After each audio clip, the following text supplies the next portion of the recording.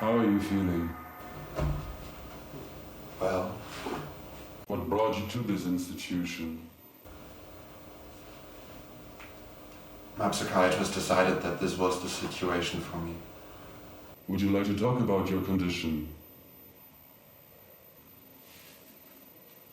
In what way can it be illustrated? The color yellow distracts me. Can you give an example of how this affects you?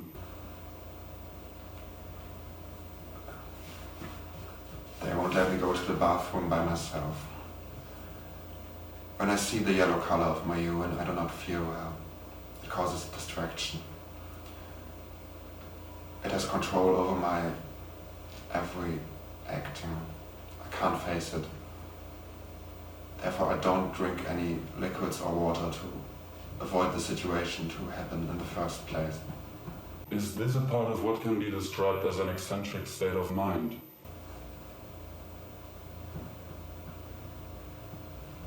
I'm uncertain of how to give answer to your question. Let's move on. What is your opinion of why you are here? I'm not exactly like other people. And why is that? That's difficult to answer.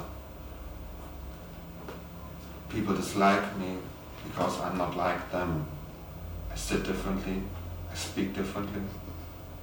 People tell me the things I do are differently to how people should act. You mean your actions are stated irrational or not logical?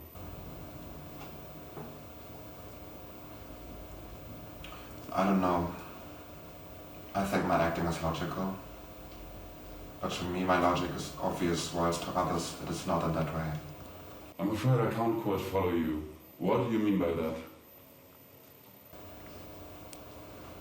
I am certain that whatever I do and whatever happens with me is pre-programmed and in that sense following a higher logic. I can foresee my next steps and I know that whatever I do agrees within a complete logic. This logic should be obvious in my opinion. I see. You were talking about the color yellow. What is it exactly that impacts you? This is becoming too involved for me to answer. I'd appreciate it if you'd keep a polite distance. Very well. Perhaps this has to be investigated another way. Thank you for your time.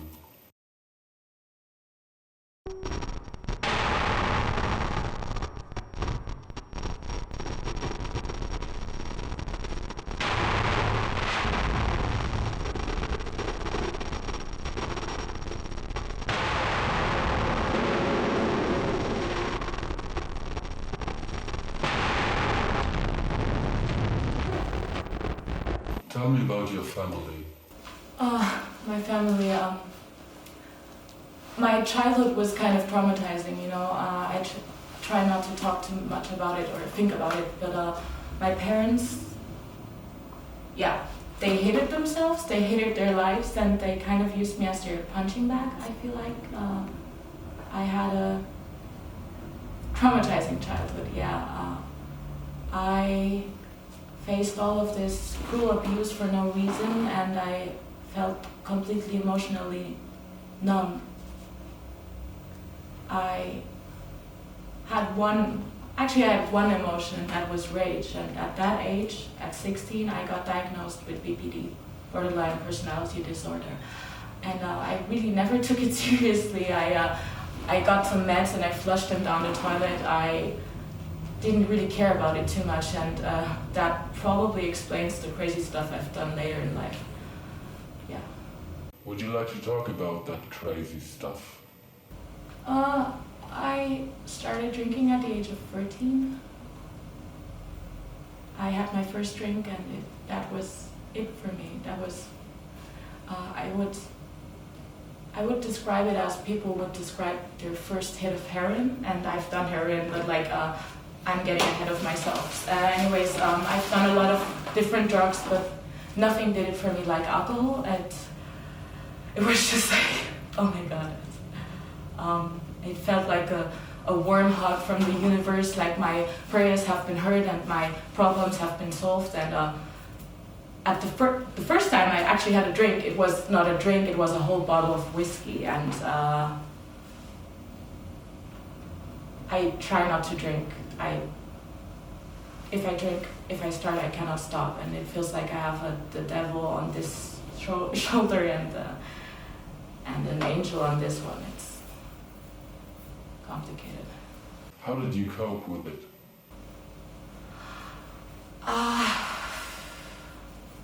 I mean, I'm a survivor, you know. I got through it.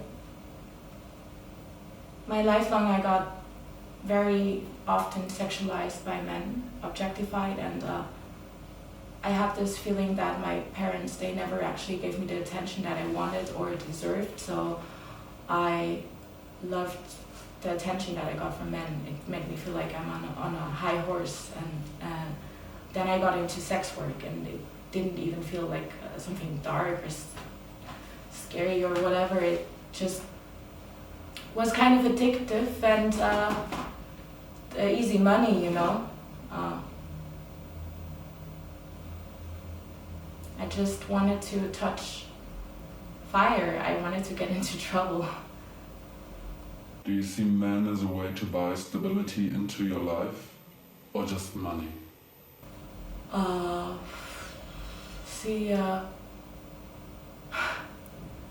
No pretty, homeless, no pretty, no free drinks, no pretty, no money.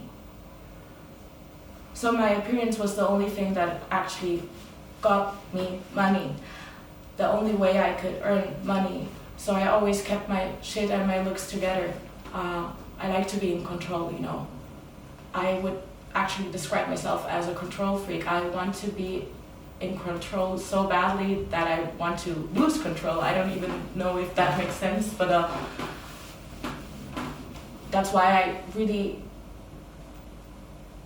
like to control my looks, my appearance, because the rest I cannot control. My mind, for instance, I cannot control. How is it with your close relationships?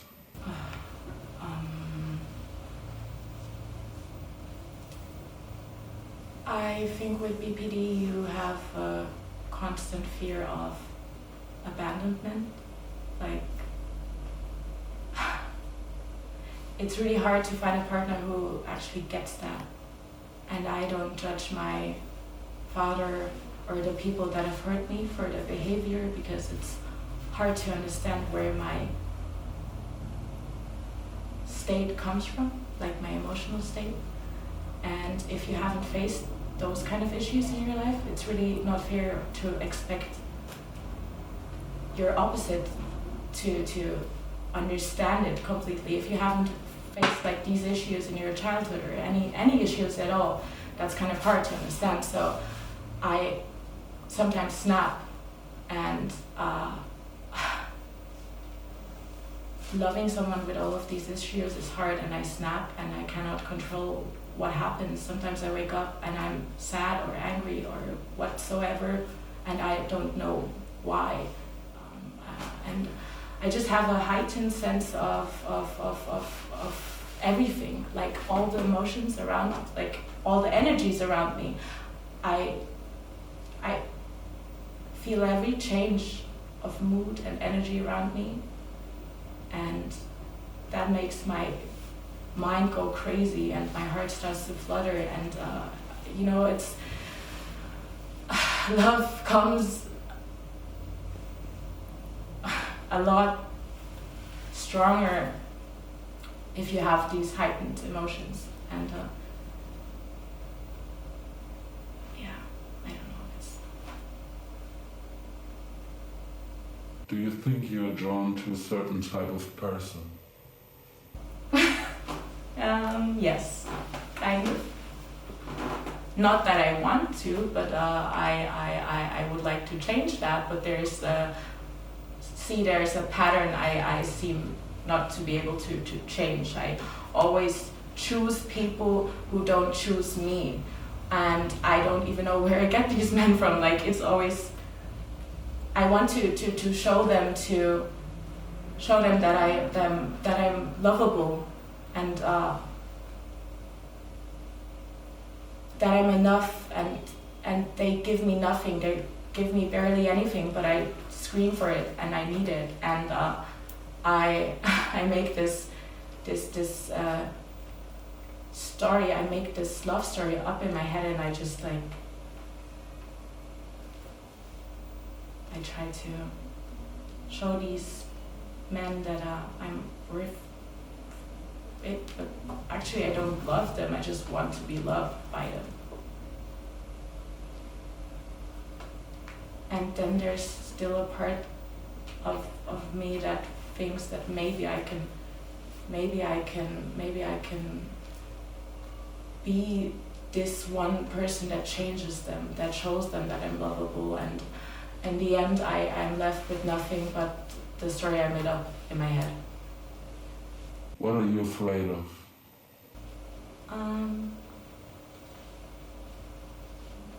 To end up alone. But not in the situation right now, but like in the big picture.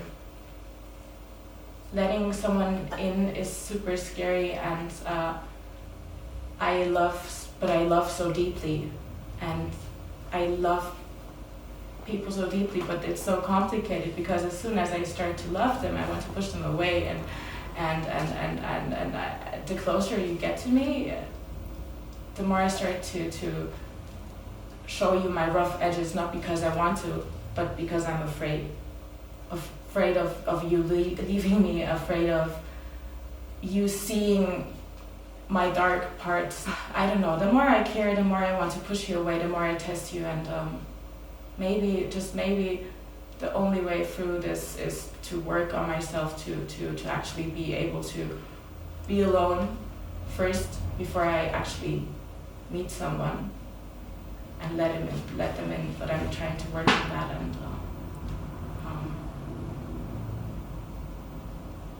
yeah. What do you think holds you together when everything else around you feels uncertain? I'm kind of a floater. You know what I mean?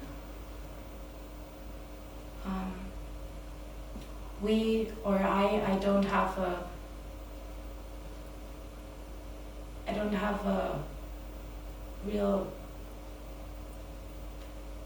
sense of self or a personality. Like I don't feel like I feel like I'm floating. It feels like the earth is ripped beneath my feet, so I'm floating, and I don't feel like I have self-identity at all, and it's very scary, and I don't really fucking know what to do. I just want to be grounded, and I don't get it. But I don't want to be medicated. I don't want to be a fucking zombie. I'd rather be unhinged and crazy. Yeah, and that's that.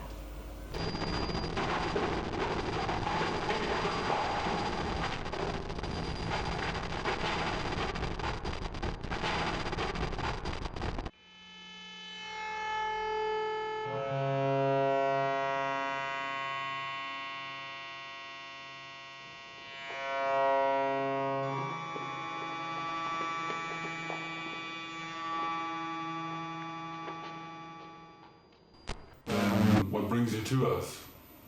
My condition is OCD. Describe to us your childhood and adolescent life.